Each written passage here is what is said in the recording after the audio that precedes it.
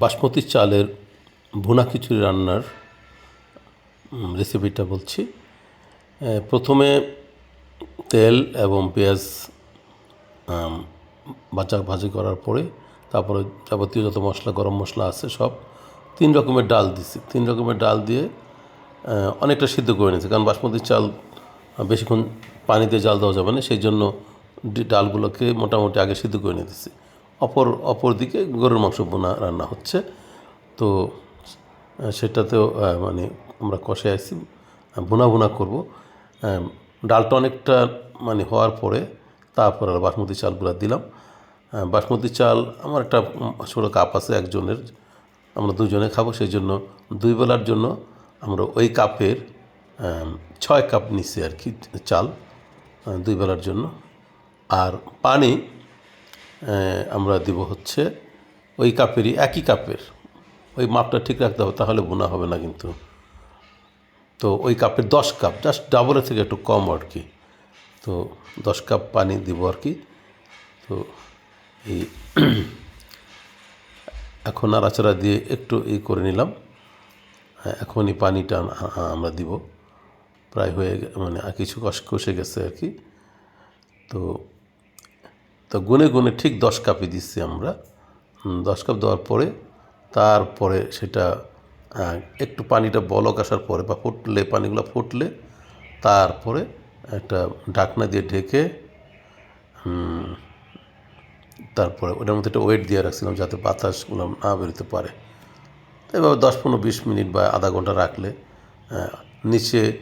নিচে আবার এই কড়াইয়ের নিচে আবার একটা তাওয়া দিয়ে তারপরে একটু আগুন, প্রথমে কিছুটা আগুনটা বাড়ায়, তাওয়াটা গরম হলে তারপরে অল্প আগুন দিয়ে তারপরে ঢাকনা দিয়ে অনেকক্ষণ পর্যন্ত ঢেকে রাখছিলাম।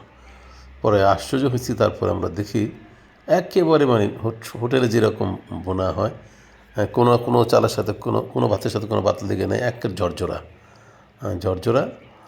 আর আমি তেল কম খাই, তো প্রথমে ডালের সাথে যে তেল দিছি সেই তেলেই যথেষ্ট। আরও যদি কেউ তেল দিতে চান তাহলে পানির পরে একটু তেল দিয়ে দেবেন, তাহলে আরও তৈলাক্ত হবে যদি যারা তেল বেশি খান, কারণ আমাদের হার্টের সমস্যা, সেই জন্য তেলের পরিমাণ অনেক কম। ওই ডাল রান্নার সময় যতটুকু তেল দিছি ওই তেলই।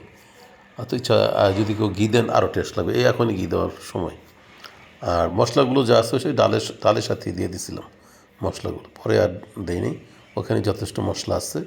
গরম মশলা সাধারণত গরুর মাংসে যে ধরনের মশলা দিই ওই জাতীয় মশলাগুলোই, আদা, রসুন, পেঁয়াজ, তারপরে ধনিয়ার গুঁড়া, তারপরে গোলমরিচ, দারচিনি, তারপর এলাচি, লং, এগুলো মূলত এগুলোই। তারপরে মেন কথা হচ্ছে খুব ধৈর্য সহকারে রান্না করতে খিচুড়ি। কিছুক্ষণ পর দেখতে হয় কী অবস্থা। এই পানি বলক আসার সাথে সাথে আমরা কিন্তু ঢেকে দিলাম। আর এদিক দিয়ে গরুর মাংস একটু পানি দেবো, সেই জন্য একটু গরম পানি করে নিচ্ছে, কারণ গরুর মাংসে ঠান্ডা পানি দিলে তখন কিন্তু মাংসটা শক্ত হয়ে যায়। তো এই আমরা ঢেকে দেওয়ার পরে পানিগুলো শুষে গেছে এবং অনেক ঝরঝর হয়েছে। তারপর ভাবলাম যে আরও কিছুক্ষণ রাখি আর কি। তো আরও কিছুক্ষণ রাখি, তারপরে অল্প একটু মানে আরও 1 কাপের মতো পানি দিচ্ছি, তার মানে 11 কাপ হলো আর কি। কারণ দেখলাম যে সামান্য একটু নরম হলে ভালো হবে, সেই জন্য ইচ্ছা করে তারপর একটু পানি দিয়ে আবার একটু ঢেকে দিচ্ছি আর কি।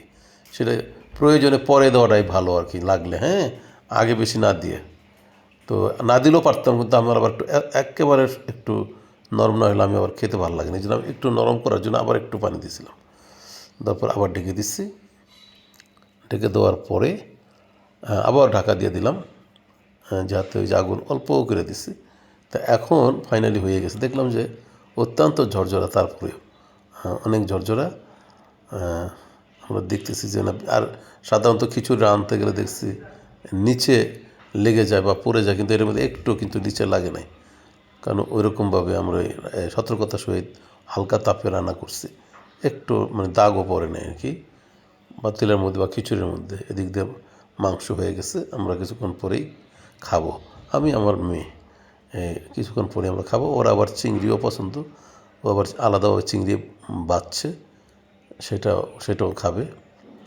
তো ভিডিওটা বড় হয়ে যাচ্ছে কারণ আমি কাটি নাই কোনো, যেভাবে করছি সেইভাবেই একেবারে দেখাইতেছি। এই এখন আমার খাওয়ার টেবিলে গেছি অলরেডি। ওই দেখাইতেছি যে নিচে লাগে নাই, একটুও লাগে নাই, মানে কোনো মানে সাধারণত লেগে থাকে না অনেক সময় কিছু রান্না করলে, এই যে না, ঝরঝরা, পুরো ঝরঝরা। তো তা দুজনেই এখন আমরা ভাগ করে নিচ্ছি, রাত্রে বাকিগুলো রাত্রে খাবো আর কি। এই যা যা দুপুরে যা নেওয়ার নিয়ে নিচ্ছি, যা যতটুকু আছে রাত্রে আমাদের হবে। তো এই যে দিচ্ছে সে, আমাকেও মাংস দিচ্ছে, তারপরে ওই চিংড়ি, তারপরে আমাকেও একটা চিংড়িও দিচ্ছে, এই যে।